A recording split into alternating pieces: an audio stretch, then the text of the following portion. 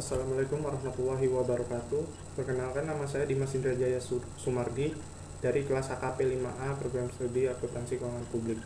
Kali ini saya akan mempresentasikan perencanaan audit dan prosedur analitis.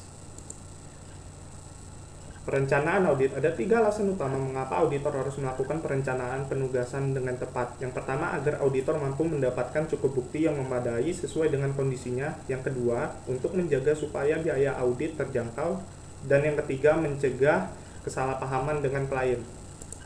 Selanjutnya, di sini ada 2 jenis risiko yang ada pada audit. Yang pertama, risiko audit yang dapat diterima, yaitu sebuah ukuran seberapa besar auditor menerima kemungkinan adanya salah saji dalam laporan keuangan yang terdapat setelah pengauditan selesai dilaksanakan dan opini wajar tanpa pengecualian atau unqualified telah diterbitkan. Yang kedua, risiko inherent, sebuah ukuran penilaian auditor atas kemungkinan adanya salah saji material dalam saldo akun sebelum mempertimbangkan efektivitas pengendalian internal. Selanjutnya di sini ada menerima klien dan melakukan perencanaan audit awal. Yang pertama, auditor menentukan apakah akan menerima klien baru atau melanjutkan memberikan jasa pada klien lama. Yang kedua, auditor mengidentifikasi mengapa klien memerlukan atau menginginkan pengauditan. Yang ketiga, untuk menghindari terjadinya kesalahpahaman, auditor harus mendapatkan kesepahaman dengan klien mengenai kondisi kontrak kerja. Dan yang keempat, auditor mengembangkan keseluruhan strategi pengauditan termasuk penugasan audit dan spesialis-spesialis audit yang diperlukan. Selanjutnya di sini ada penerimaan klien dan keberlanjutan. Yang pertama, investigasi klien baru. Sebelum menerima klien baru, KAP akan melakukan penyelidikan terhadap klien tersebut, yaitu mengenai posisi calon kliennya dalam komunitas bisnis, stabilitas keuangan, dan hubungan dengan KAP sebelumnya. Untuk berkomunikasi dengan auditor sebelumnya, tujuannya adalah untuk membantu auditor penerusnya untuk mengevaluasi apakah akan menerima atau menolak kontrak kerja. Yang kedua, klien yang berlanjut. Banyak KAP yang mengevaluasi klien yang sudah ada setiap tahunnya untuk menentukan apakah terdapat alasan untuk tidak melanjutkan melakukan pengauditan konflik-konflik sebelumnya mengenai ruang lingkup audit yang tepat, jenis opini yang dikeluarkan, imbal jasa, atau hal-hal lain dapat menyebabkan auditor menghentikan hubungan dengan kliennya. Auditor juga dapat menghentikan kontrak kerja dengan klien setelah mengetahui bahwa kliennya tidak memiliki integritas. Selanjutnya di sini adalah memahami bisnis dan industri klien. Auditor harus mendapatkan pemahaman yang memadai atas entitas lingkungannya, termasuk pengendalian internalnya untuk menilai risiko salah saji material dalam laporan keuangan, baik disebabkan karena kesalahan atau kecurangan, dan untuk merancang sifat, waktu, dan keluasaan prosedur audit yang lebih lanjut. Selanjutnya di sini ada faktor-faktor yang meningkatkan pemahaman atas bisnis dan industri klien. Yang pertama, penurunan yang signifikan pada kondisi ekonomi baru-baru ini di seluruh dunia akan meningkatkan secara signifikan risiko bisnis klien. Yang kedua, teknologi informasi menghubungkan klien perusahaan dengan pelanggan dan pemasok utamanya. Yang ketiga, klien yang telah memperluas usahanya secara global seringkali melalui joint venture dan aliansi strategis. Yang keempat, teknologi mempengaruhi proses pengendalian internal klien, meningkatkan kualitas dan ketepatan waktu informasi keuangan. Yang kelima, semakin pentingnya modal manusia dan aset tak berwujud lainnya telah meningkatkan kompleksitas akuntansi dan pentingnya penilaian dan estimasi manajemen. Yang keenam, banyak klien yang mungkin telah berinvestasi dalam instrumen keuangan yang kompleks seperti obligasi utang yang dijadikan jaminan atau sekuritas dengan jaminan hipotek yang mungkin telah menurun nilainya. Selanjutnya, di sini ada industri dan lingkungan eksternal. Yang pertama, risiko terkait dengan industri tertentu dapat mempengaruhi penilaian auditor atas risiko bisnis klien dan risiko audit yang dapat diterima. Yang kedua, risiko inherent tertentu sudah umum bagi semua klien dalam industri tertentu. Yang ketiga, banyak industri yang memiliki ketentuan akuntansi yang khusus di mana auditor harus memiliki pemahaman dalam hal tersebut untuk mengevaluasi apakah laporan keuangan klien sesuai dengan prinsip akuntansi yang berlaku umum. Selanjutnya, ada tujuan dan strategi klien. Yang pertama yaitu reliabilitas pelaporan keuangan, yang kedua efektivitas dan efisiensi, operasional perusahaan, dan yang ketiga, kepatuhan dengan hukum dan peraturan. Selanjutnya, pengukuran dan kinerja. Sistem pengukuran kinerja klien termasuk indikator-indikator kinerja penting yang digunakan oleh manajemen dalam mengukur setiap kemajuan dalam mencapai tujuan perusahaan. Selanjutnya ada menilai risiko bisnis klien. Auditor menggunakan pengetahuan yang didapatkannya dari pemahaman strategis atas bisnis dan industri klien untuk menilai risiko bisnis klien, yaitu risiko bahwa klien akan gagal mencapai tujuannya. Selanjutnya, melakukan prosedur analitis pendahuluan. Auditor melakukan prosedur analitis awal agar dapat memahami dengan baik bisnis klien dan untuk menilai risiko bisnis klien. Selanjutnya di sini ada ikhtisar bagian dari perencanaan audit.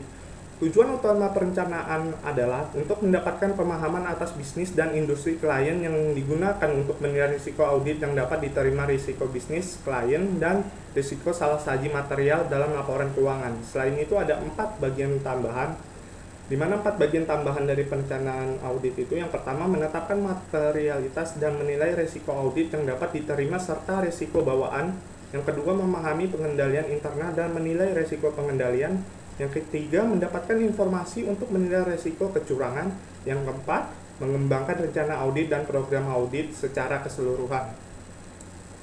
Selanjutnya di sini ada prosedur analitis sebagai evaluasi atas laporan keuangan yang disusun dengan mempelajari kemungkinan hubungan-hubungan antara data keuangan dan non-keuangan yang melibatkan perbandingan antara jumlah yang tercatat dengan ekspektasi yang dikembangkan oleh auditor. Selanjutnya, prosedur analitis dilakukan selama 3 kali selama penugasan kerja berlangsung. Yang pertama, fase perencanaan, menentukan sifat, keleluasaan, dan waktu dalam prosedur pengauditan. Yang kedua, fase pengujian, ekspektasi, dan keandalan data yang digunakan untuk menyusun ekspektasi. Seringkali dilakukan untuk mendukung saldo akun. Selanjutnya, keyakinan tergantung pada kemampuan prediksi dari hubungan ketepatan. Yang ketiga, fase penyelesaian. Review akhir atas salah saji material atau masalah keuangan dan membantu auditor mengambil pandangan objektif akhir pada laporan keuangan yang telah diaudit. Selanjutnya di sini ada 5 jenis prosedur analitis. Yang pertama data industri, yang kedua data yang sama di periode sebelumnya, yang ketiga hasil ekspektasi yang ditentukan oleh klien, yang keempat hasil ekspektasi yang ditentukan oleh auditor, dan yang kelima ekspektasi hasil dengan menggunakan data non-keuangan. Selanjutnya, membandingkan data klien dengan data yang sama pada periode sebelumnya. Yang pertama, membandingkan saldo tahun berjalan dengan tahun sebelumnya. Yang kedua, membandingkan rincian total saldo dengan rincian yang serupa untuk tahun sebelumnya. Yang ketiga, menghitung rasio dan hubungan persentase untuk dibandingkan dengan tahun sebelumnya. Selanjutnya, membandingkan data klien dengan hasil ekspektasi klien. 2 fokus perhatian utama. Yang pertama, auditor mengevaluasi apakah anggaran merupakan rencana yang realistis.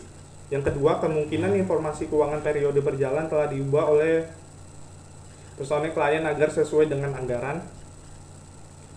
Selanjutnya, membandingkan data klien dengan hasil ekspektasi auditor.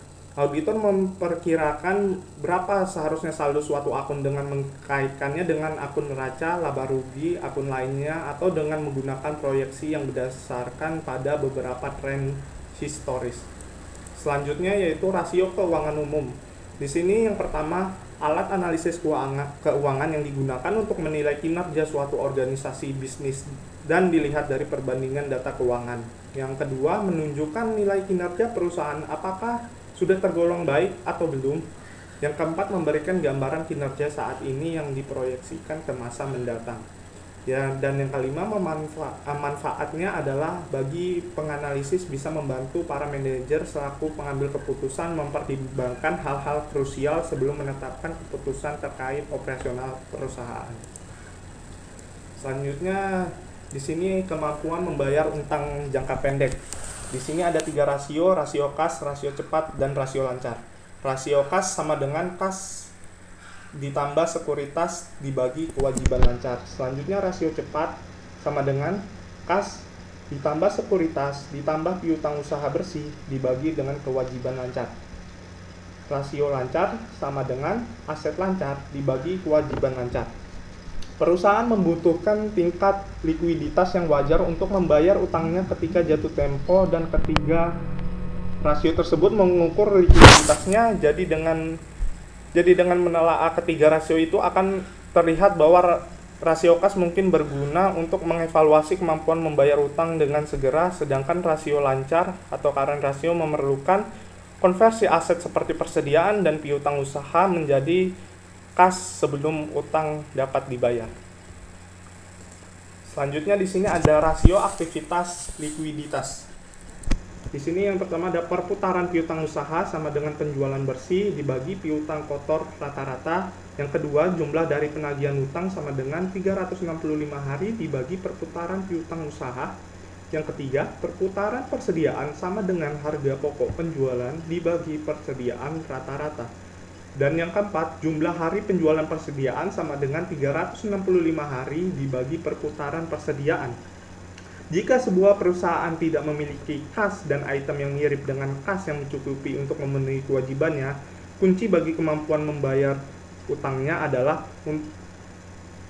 waktu yang dibutuhkan perusahaan untuk mengkonversi aktiva lancar yang kurang liquid menjadi kas. Hal ini diukur dengan rasio aktivitas likuiditas. Selanjutnya, di sini kemampuan untuk memenuhi kewajiban jangka panjang. Yang pertama, utang terhadap ekuitas sama dengan total kewajiban dibagi total ekuitas. Yang kedua, times interest earned sama dengan laba operasi dibagi dengan beban bunga. Solvensi jangka panjang perusahaan bergantung pada keberhasilan operasi dan kemampuannya untuk memperoleh modal guna perluasan, serta kemampuannya untuk melakukan pembayaran pokok dan bunga. Kedua rasio ini merupakan ukuran kunci yang digunakan oleh para kreditor dan investor untuk menilai kemampuan perusahaan membayar utang-utangnya. Selanjutnya, di sini ada rasio profitabilitas, yaitu di mana kemampuan perusahaan untuk menghasilkan kas demi membayar kewajiban, perluasan, dan dividen sangat bergantung pada profitabilitas. Rasio profitabilitas yang paling umum digunakan adalah laba per saham. Terima kasih penjelasan dari saya. Mohon maaf jika ada salah kata. Wassalamualaikum warahmatullahi wabarakatuh.